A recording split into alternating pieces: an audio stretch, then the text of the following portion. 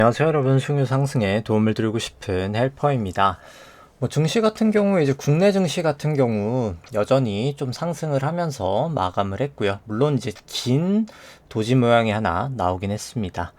미국 같은 경우에도 지지부진하긴 합니다만 여전히 일단 천정권에서 그냥 횡보를 유지하고 있습니다. 근데 이 와중에 사실 지금 상당히 많은 재료들이 많이 나오고 있습니다. 일단 첫 번째로 SLR 1.5% 인하 검토 얘기가 일단 나오고 있고요. 미국 쪽에서 좀 큰 이슈고, 그 다음에 두 번째가 아무래도 이제 이 전쟁이죠. 이제 이스라엘하고 이란이 사실상 전쟁을 하고 있습니다. 지금 이제 전면전으로 가냐 마냐의 문제지 서로 미사일로 싸우고 있죠. 이 부분 때문에 이제 유가가 지금 상당히 많이 튄 상황이고, 요 두 가지 그리고 이제 일본 했던 거 같은 경우에 오늘 이제 일본 쪽도 있었죠. 이제 기준금리는 동결하고 이제 내년 4월부터 이제 4천억 엔 수준에서 이제 2천억 엔으로 이제 QT를 조금 감소하겠다, 이 부분이 있었습니다. 근데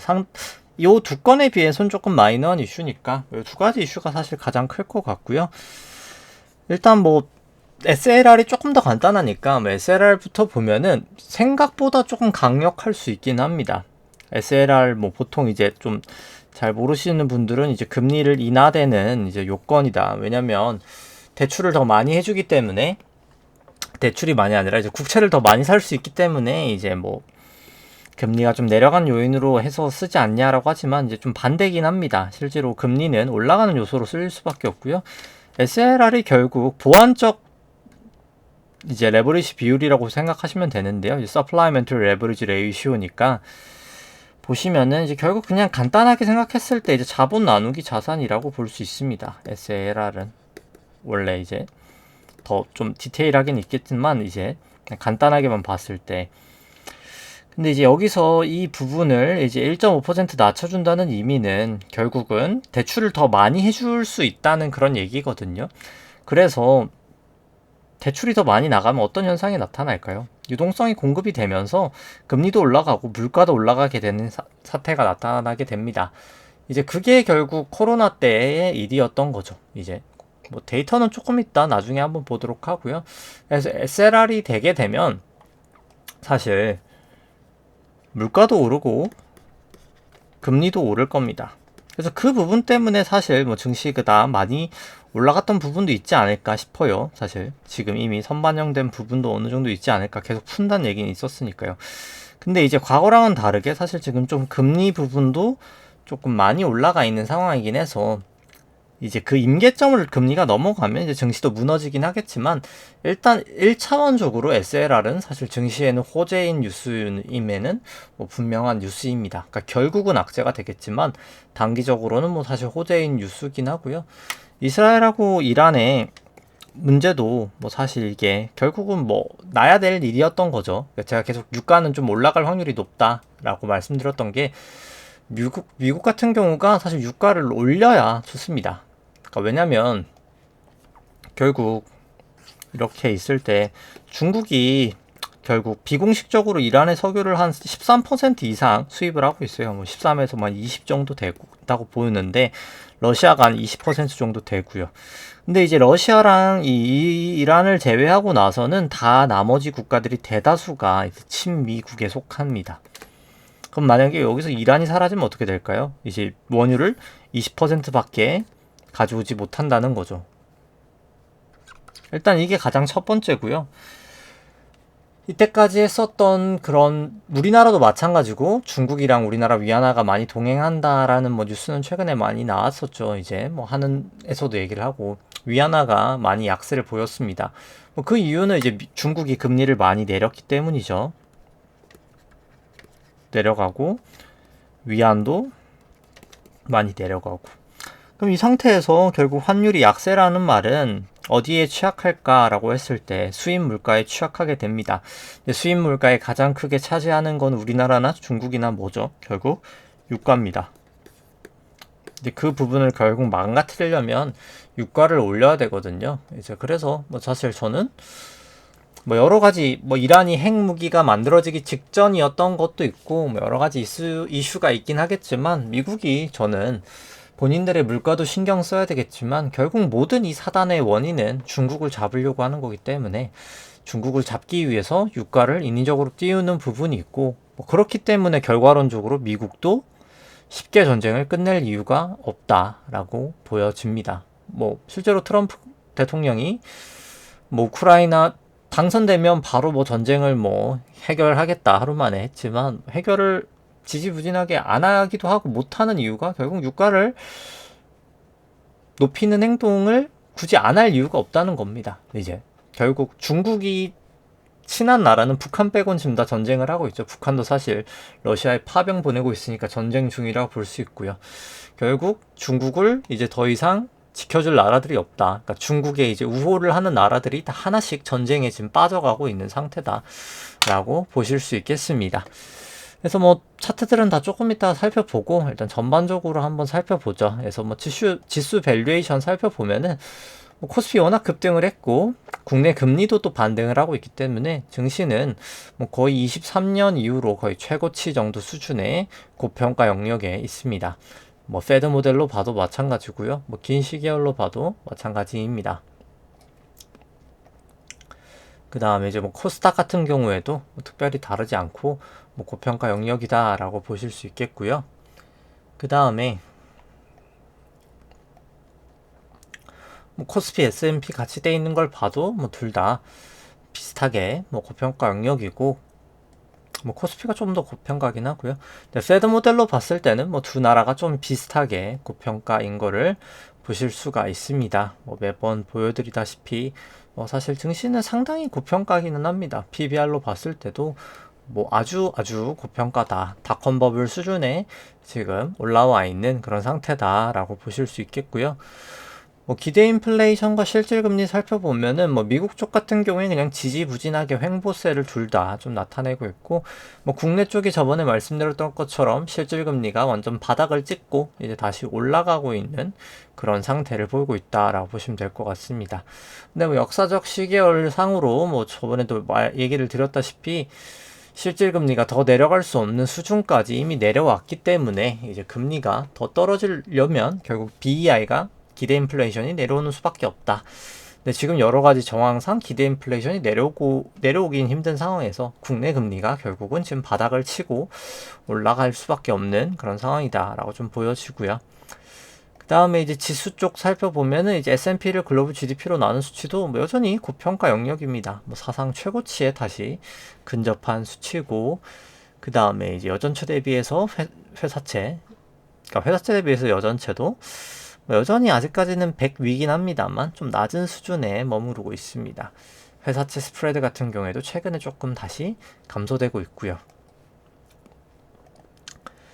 그 다음에 뭐 상대 강도 살펴보면은 뭐 코스피가 계속 강하긴 합니다. 그래서 S&P나 뭐 나스닥 수준까지 조금 따라왔고요. 코스닥은 계속 못 따라오고 있고, 그나마 이제 기계, 방산 쪽 괜찮고, 건설 쪽 괜찮고, 뭐 운수 장비 괜찮고, 뭐 금융 쪽 괜찮고, 가장 좋은 건 사실 증권이 지금 제일 강세다라고 보실 수 있겠죠. 뭐 나머지 추세는 다 그냥 참고 삼아 보시면 될 것 같습니다. 근데 상대 강도라는 것 자체가 뭐 계속 쭉쭉쭉쭉 갈 수는 없기 때문에 사실 뭐 건설도 그렇고 금융도 그렇고 증권도 그렇고 좀 너무 많이 간 게 아닌가 뭐 계속 생각은 합니다. 그래서 좀 조심하실 때가 계속 되지 않았나. 좀 언제든 추세 꺾일 것 같으면 좀 매도할 생각은 좀 하고 있어야 되지 않을까 싶고요. 그 다음 수급 쪽 살펴보면은 S&P 상업용 순 포지션은 좀 롱 포지션이 증가된 부분을 보실 수 있겠고요. 나스닥 같은 경우는 숏 포지션이 소폭 증가가 됐습니다. 근데 단위 계약수가 여기가 곱하기 10이거든요. 여긴 100단이고 이건 10단이니까 확실히 S&P가 조금 많이 증가가 됐다. 롱 포지션이 볼 수 있겠습니다. 그 다음에 삼성전자 같은 경우에 여전히 기대 수익률을 봤을 때는 밸류는 고평가다라고 볼 수 있는데 이제 뭐 그나마 이제 DXI 반도체 가격수는 계속 좀 높은 수준을 유지하고 있고요. 근데 또 삼성전자는 사실 반등은 못하고 있기는 합니다. 코스피 수급 살펴보면은 뭐 선물 만기 이후로부터는 사실 수급이 좋지 않기는 해요. 이제 선물 만기 이후로부터는 수급이 좋지 않고, 근데 최근의 상승은 외국인이 끌어올린 건 맞다. 근데 이제 선물 만기 되고 나서는 사실 외국인 수급은 들어오고 있지는 못하다라고 보실 수 있을 것 같고요. 일단 올해 전체적으로는 아직까지는 수급은 마이너스고, 긴 시계열로 봤을 때도 수급은 마이너스다라고 보실 수 있겠습니다. 그 다음에 신용잔고 대비 시총 같은 경우에도 여전히 높은 수치고요. 그 다음에 이제 코스닥 같은 경우는 뭐 설명을 생략하도록 하겠습니다. 뭐 참고 삼아 보시면 될 것 같고, 뭐 특별히 여기 같은 경우에는 사실 외국인 선물이 조금 매수가 이 선물 만기 직전까지는 좀 많았다라고 보실 수 있겠습니다. 만기 되고 나서는 뭐 사실 이제는 수급이 없긴 하죠, 지금. 나머지는 참고 삼아 보시면 될 것 같고요. 뭐 신용잔고가 조금 큰 폭으로 증가가 됐습니다. 뭐 거의 한 8천억 정도 증가가 되면서 19.4조 정도 가량 신용잔고 아주 많이 높아진 수준이다라고 보실 수 있겠고요. 그 다음에 이제 전주 대비해서 연준 BS 이제 재무상태표 움직인 거 살펴보면은 지급준비금이 좀 큰 폭으로 증가가 됐습니다. 1127억 정도, 1127억 달러 정도 증가가 됐고요. 정부 현금인 TGA가 460억 달러 정도 감소, 그 다음 RRP가 한 321억 달러 정도 감소를 했습니다. 뭐 그래서 전반적으로 해서 연준 순유동성은 43억 달러 오히려 증가가 됐고요. 총 자산 같은 경우에도 43억 달러 정도가 증가가 됐습니다. 아무래도 이제 전쟁 발발이 됐기 때문에 해운 운임지수가 좀 급격히 상승을 했고요. SCFI나 BDI 같은 경우에도 큰 폭으로 상승을 했습니다. 그래서 뭐 전주의 상승분 같은 경우에도 아무래도 좀 정보가 빠른 그런 쪽에서는 전쟁 이슈가 날 거를 예측을 하고, 뭐 사실 해운 운임지수가 이미 올라간 게 아닐까라고 좀 생각을 해봅니다. 나머지 같은 경우에 뭐 그래서 지금 증시를 결국 이때까지 끌어올렸던 거는 이 M2 통화량이 증가된 부분이 가장 컸을 것 같아요. M1이랑. 근데 이제 이 부분은 뭐 저번에 얘기를 드렸던 것처럼 돈을 뭐 많이 풀었던 게 아니라 실제로 이제 스텔스 QE의 영향인 거죠. 스텔스 QE. 스텔스 QE가 결국 이 온 RRP가 결국 T빌로 치환이 되면서 이 온 RRP 돈이 결국 지준으로 치환이 되면서 RRP에 있는 돈을 T빌로 찍으면서 이제 단기 국채를 많이 찍었잖아요. 단기 국채를 결국 요때 요 부분들이 결국 다시 실물 경제로 흘러가는 그런 역할을 했다라고, 그러니까 지준으로 흘러가는 역할을 하면서 이제 M1하고 M2를 증가시키는 요인으로 작용했다라고 생각을 할 수 있을 것 같습니다. 뭐 나머지는 생략해도 될 것 같고요. 결국 SLR을 하게 되면 또다시 이제 예대율이 높아지겠죠. 이제 예대율이 높아진다는 것 자체가 결국 물가가 또 올라간다는 그런 얘기입니다. 코로나 때 결국 XLR을 풀어서 이 쌓여있던 돈들이 이렇게 대출로 급격하게 진행이 됐고요. 이제 그렇기 때문에 물가가 올랐었는데 SLR을 또 풀면은 이제 또 그렇게 될 겁니다. 근데 이제 두 번째 물가가 이제 결국 더 높아지는 그런 물가가 항상 쌍봉을 보이는 패턴을 아마 마련하지 않을까라고 생각을 합니다. 그 다음에 뭐 다 쭉쭉 넘어가서 뭐 금 같은 경우에 이제 큰 폭으로 전쟁 때문에 또 더 상승을 하는 모습을 나타냈고요.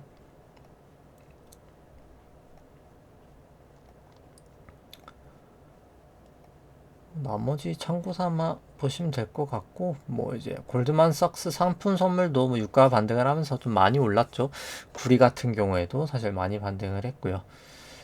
그 다음에 이제 뭐 생산자나 이제 코어 PC나 그냥 PC 같은 경우에는 지금은 횡보를 보이는데, 다시 이제 또 하반기에 이제 관세 이슈가 나오면서 좀 반등을 하는 그런 모습이 그려지지 않을까라고 생각을 합니다. 이제 그게 이제 장기적이냐 일시적이냐는 뭐 나중 문제일 것 같고요.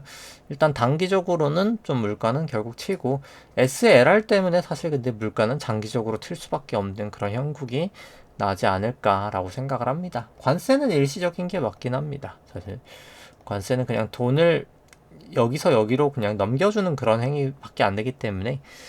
그렇고 매번 얘기를 드리는 이제 SFR 빼기 EFFR 같은 경우에는 여전히 이제 0 밑에 있긴 합니다만 결국 계속 조금 위험 범위에서 움직이고 있다라고 보여지고요. 그 다음에 이제 총자산 대비해서 GDP 같은 경우에도 아직은 20을 상회하고 있다. 그래서 이 밑으로 가야 된다. 이제 근데 여기서 가는 게 이제 RRP가 다 소진이 됐기 때문에 좀 어려운 구간에 와 있다라고 보실 수 있겠습니다. 이제 부채 환대 협상 때문에 사실 여전히 국채는 제대로 발행을 하고 있지 못합니다. 장기채만 찍고 있고 대신 이제 단기채를 발행을 안 하고 있고요. 그래서 총 합쳐서 결국 3Q까지 거의 1조 달러 정도 수준의 국채를 여전히 찍어야 되는 부담이 있습니다. 그래서 이제 3분기에 결국 국채 발행 부담이 있을 것 같고요. 뭐 지금 아마 하원에서 부채 한도 협상을 이제 4조 증액, 한 4조 달러 증액, 상원에서 5조 달러 정도 증액. 그래서 뭐 미니멈 4조 정도 되겠죠. 4조 달러 정도가 증액되는 이제 부채 한도 협상안이 아마 결국은 가결되지 않을까. 뭐 4조냐 5조냐의 문제일 것 같습니다. 그렇게 될 것 같고요. 그래서 전반적으로 결국 사실 이 금리가 문제가 되지 않을까 생각을 합니다. 결국 계속 이렇게 국채를 미친 듯이 찍을 수가 없거든요. 이 결국 GDP 대비해서 이렇게 6%, 11%, 8%, 지금 3분기까지만 했을 때 5% 이렇게인 건데, 결국 돈이 뭐 아무리 많아도 뭐 돈이 뭐 한 1,000억이 있다고 쳐도 그 사람이 뭐 그냥 이제 경제 성장률이라고 생각했을 때 2, 3%의 이자를 받는 사람이라고 생각을 해봅시다. 근데 이제 그 사람의 빚이 8%씩 계속 증가가 되면 결국은 파산을 하겠죠. 이 천하게 대비해서. 그러니까 80억씩 증가하게 되고 이건 20억, 30억씩 수익이 나면 결국 언젠간 돈을 다 까먹겠죠. 근데 지금 그게 언젠간 돈을 다 까먹는 그 영역까지 지금 정부 부채가 와 있다라고 보시면 될 것 같습니다. 뭐 국내 쪽도 결국 지금 뭐 단기적으로 금리를 많이 인하를 하고 여러 가지 측면 때문에 뭐 사실 올라갔던 부분이 있지만, 잠시만요. 이게 좀 오류가 나고 있네요. 국내 쪽도 뭐 살펴보면은 이제 예대율이 사실 다 차 있기 때문에 쉽지는 않을 겁니다. 이게 결국 스트레스 DSR도 이제 7월에 한다고 하는 게 결국은 뭐 지금은 뭐 가계부채가 막 집값 기대감 때문에 막 급증을 하고 있죠. 이제 급증을 하고 있는데 결국 급증을 더 이상 할 수가 없을 만큼 지금 근접해 있는 상단에 와 있긴 합니다. 물론 이제 이런 거죠. 그러니까 지금이 뭐 예를 들어서 95%라고 쳐도 100%까지는 5%가 엄청나게 빠르게 증가하면서 갈 수 있잖아요. 지금이 이제 뭐 그런 느낌이라고 보시면 됩니다. 거의 꽉 찼을 뿐이지 완전히 꽉 찬 건 아니기 때문에 늘어나는 속도가 엄청 빠를 수는 있다는 거죠. 근데 이게 상단이 결국 약간 채워져 있는 그런 상황이다라고 보실 수 있겠습니다. 그 다음에 이제 지표들 뭐 살펴보면 뭐 비트코인 참고 삼아 보시면 될 것 같고요. 결국 아직 비트코인은 좀 하방 추세에 더 가깝죠. 뭐 이더리움 같은 경우에도 뭐 마찬가지고요. 이제 XRP 같은 경우에도 이제 하방 추세에 조금 더 가깝다라고 보시면 될 것 같습니다. 전반적으로 조금 하방 추세에 있는 상황이고요. 그래서 전체적인 걸로 점수화 시켰을 때 일단 아직까지는 비트코인은 중립이고요. 이더리움도 아직은 좀 중립이라고 보실 수 있고, XRP 같은 경우에는 숏 포지션이다 라고 보실 수 있겠습니다. 일봉 추세만 간단하게 살펴보면 뭐 비트코인 같은 경우에는 뭐 내려가고 있는 그런 추세다 라고는 보여집니다. 나머지는 뭐 특이사항은 없고요. 대신에 이제 변동성은 상당히 많이 좀 감소되어 있는 그런 상황이다 라고 보실 수 있겠죠. RSI도 좀 내려오고 있는 추세고요. 그 다음에 이제 이더리움 같은 경우에는 뭐 나머지는 뭐 특별한 건 없고요. 여긴 조금 이렇게 내려오고 있는 이격도가 내려오고 있는 상황이고, 여기도 RSI도 이렇게 내려오고 있는 상황이다 라고 볼 수 있겠습니다.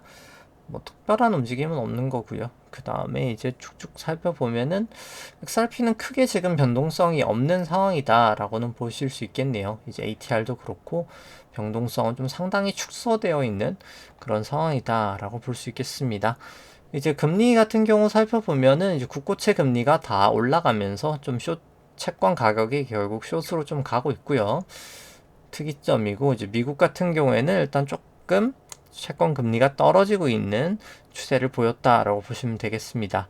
금 같은 경우에 여전히 좀 롱 추세를 보였고, WTI는 급격히 롱 추세를 보였고, 삼성전자 여전히 롱이고, F들은 좀 숏이고, 마이크로 및 엔비디아는 조금 롱 추세를 보이고 있다라고 보실 수 있겠고요. 국고 3년 같은 경우에 다만 아직까지 장기 추세는 여전히 중립, 국고 10년도 아직은 중립, 국고 미국채 10년 같은 경우에는 숏 추세가 좀 감소를 많이 했고요.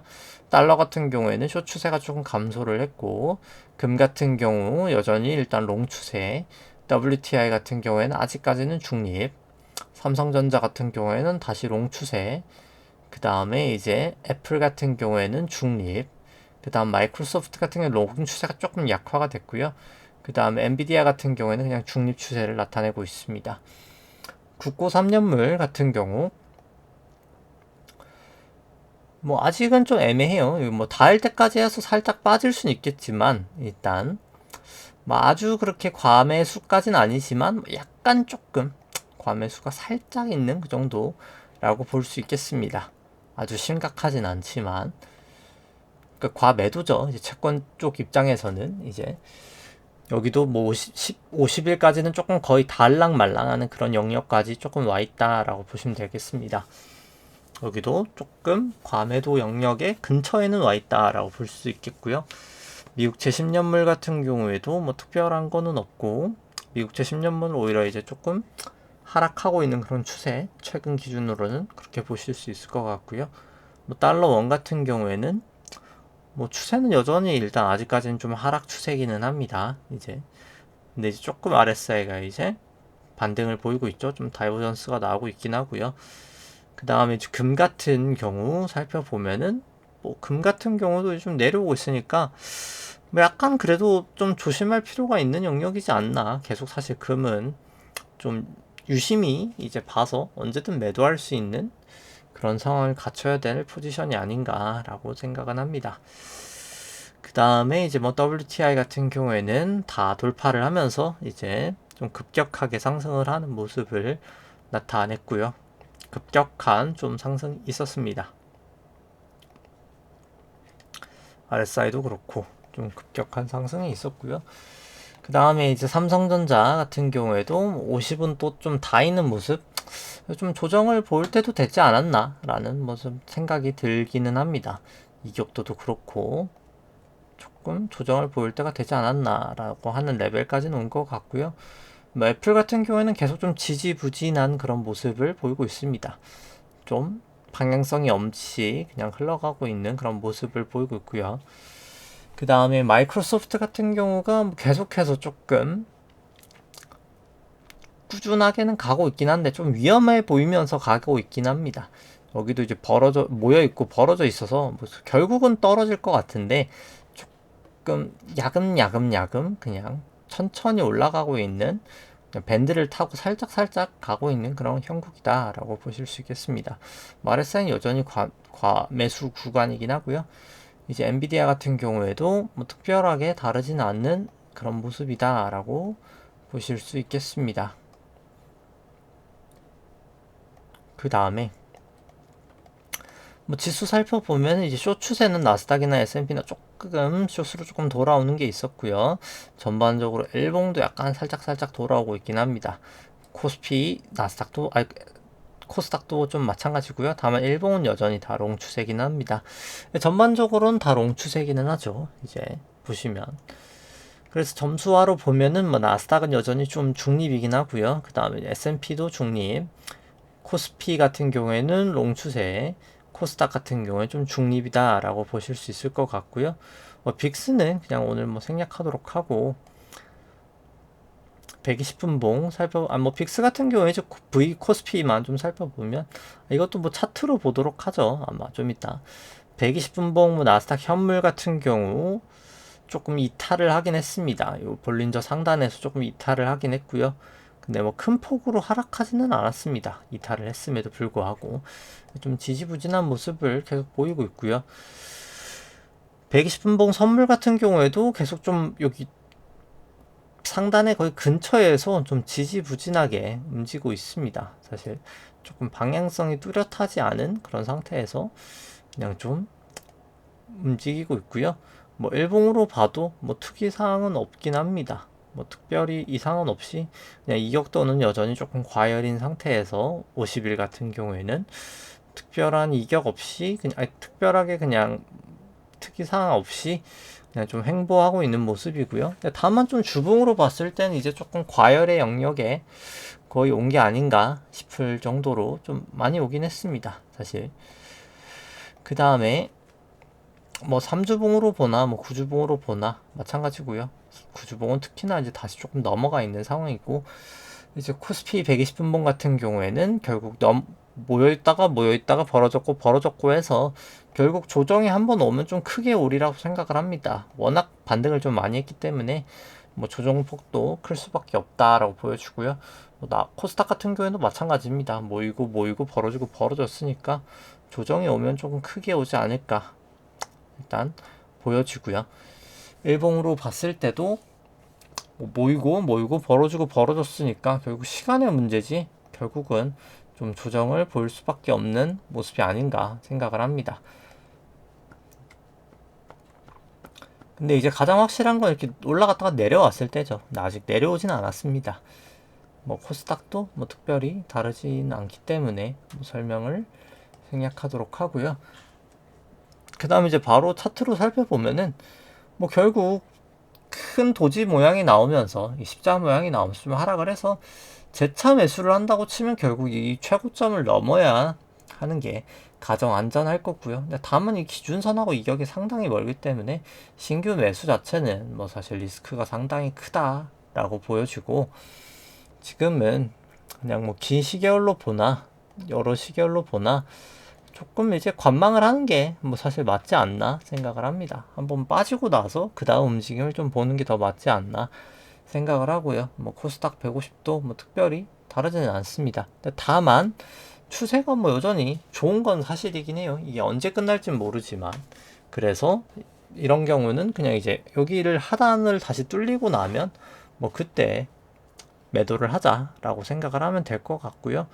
이제 S&P 같은 경우에도 결국 여기를 다시 넘냐 마냐가 제일 중요할 텐데, 일단 그거를 어차피 거의 근처에 와 있죠. 그래서 그거를 확인하고 움직이는 게 뭐 롱으로 본다 쳐도 맞을 것 같고요. 근데 일단 뭐 아직까지 저는 뭐 다우 움직임을 봤을 때 다우가 좀 시원하게 못 가고 있거든요. 그래서 여기를 이렇게 뚫는 것보다는 이건 그냥 하방으로 보는 게 여전히 뭐 저는 조금 더 가능성이 높지 않나라고는 보고 있긴 합니다.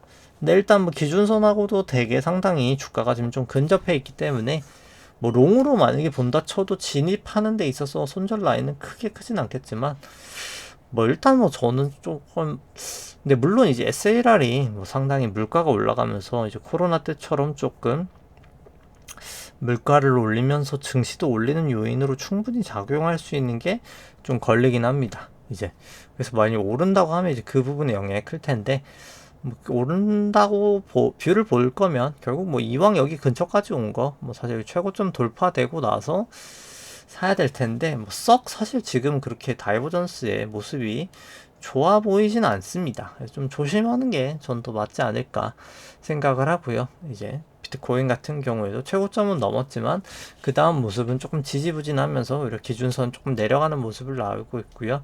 V코스피 같은 경우 결국 다시 구름대 안으로 좀 들어가면서 증시는 올랐지만 좀 변동성도 오르는 그런 모습을 나타내고 있습니다. 빅스 같은 경우에도 다시 조금 올라가고 있는 모습 보이고 있고요. 필라델피아 같은 경우에도 다시 이제인데 여기를 이제 넘냐 마냐 필라델피아는 좀 중요할 것 같습니다. 그래서 아직은 뭐 좀 지켜봐야 되지 않나 생각을 하고요.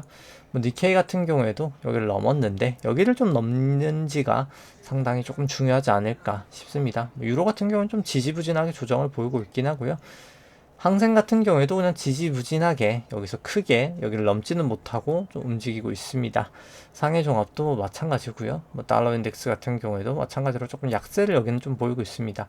달러원은 약세를 보였다가 좀 전쟁 때문에 다시 조금 급등을 했다가 좀 많이 회복이 됐긴 했고요. 위안은 뭐 계속해서 약세인 상황이긴 합니다.